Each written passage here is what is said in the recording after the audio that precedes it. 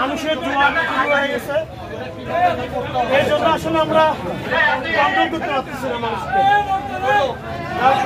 Control হচ্ছে এদিকে স্বেচ্ছাসেবকরা কাজ করতে।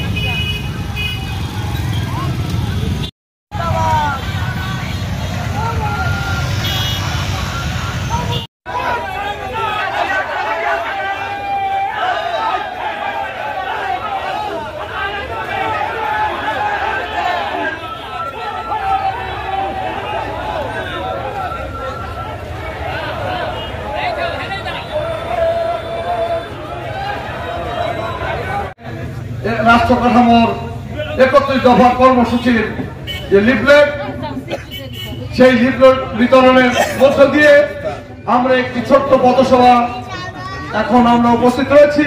বন্ধুরা, ইতিমধ্যেই কেন্দ্র থেকে আমাকে কিছু নির্দেশনা দেওয়া হয়েছে কিভাবে আগামী দিনে আমরা একসাথে কাজ করব, সবাই মিলেমিশে ধানের শীষের পক্ষে। সেই জন্য আমি আপনাদের মাঝে অত্যন্ত দৃঢ় কণ্ঠে বলিষ্ঠ করে বলতে চাই, ধানের শীষের মনোনয়ন একজনই পাবেন এবং সকলে মিলে আমরা তার পক্ষেই কাজ করব। আমাদের যে যেভাবেই প্রচারণা করুক, প্রচারণাটা হচ্ছে ধানের শীষের পক্ষে, এটা কোনো ব্যক্তিগত প্রচারণা নয়।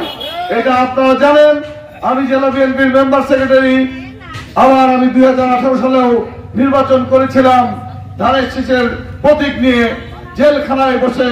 তাই আমি বলবো, এবার উন্মুক্ত পরিবেশে যদি দল আমাকে নিয়ে ভাবে, দল আমাকে আমার উপর আস্থা রাখে, ইনশাল্লাহ আগামী দিনে আমি আপনাদের সাথে হয়ে আপনারা আমাদেরকে যে সহযোগিতা করবেন, সেই বিশ্বাসের উপর ভর করে প্রত্যেকটা মানুষের বাড়ি বাড়ি গিয়ে আমরা ভোট ভিক্ষা করব এবং বাংলাদেশ জাতীয়তাবাদী দলের ধানের শীষের পক্ষে একটি গণজোয়ার সৃষ্টি করবো ইনশাআল্লাহ।